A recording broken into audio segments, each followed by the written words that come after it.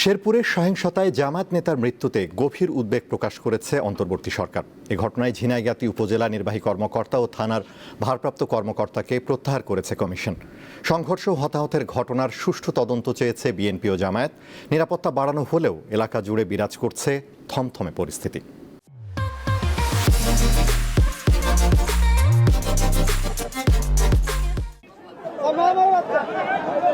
বুধবার ঝিনাইগাতীতে নির্বাচনী ইশতেহার ঘোষণাকে কেন্দ্র করে বিএনপি ও জামায়াতের নেতাকর্মীদের মধ্যে দফায় দফায় সংঘর্ষ হয়। এতে কমপক্ষে 50 জন আহত হন। গুরুতর আহত অবস্থায় জামায়াতের শ্রীবর্দী উপজেলা সেক্রেটারি রেজাউল করিমকে ময়মনসিংহ মেডিকেল কলেজ হাসপাতালে ভর্তি করা হলে রাতে তার মৃত্যু হয়।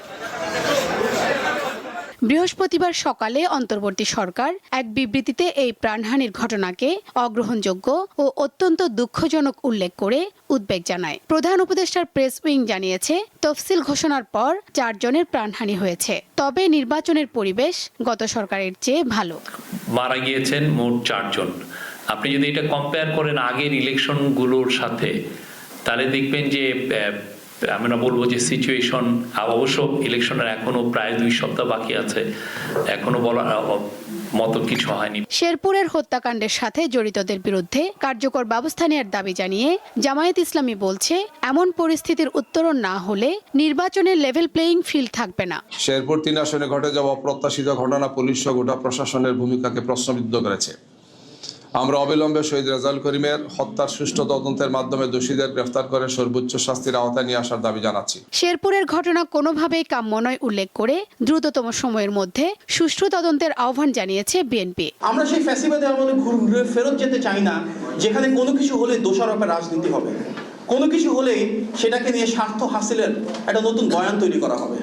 আমরা চাই সুষ্ঠু তদন্ত।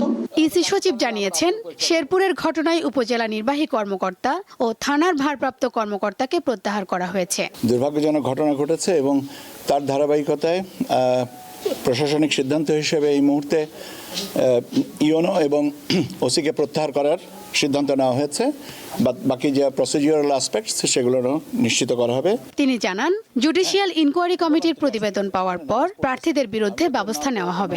রিপোর্টস কাম, তারপরে আমরা এই ব্যাপারে আপনাদেরকে ফার্দার আপডেট দিব। শিউলি শবনম, দীপ্ত সংবাদ, ঢাকা।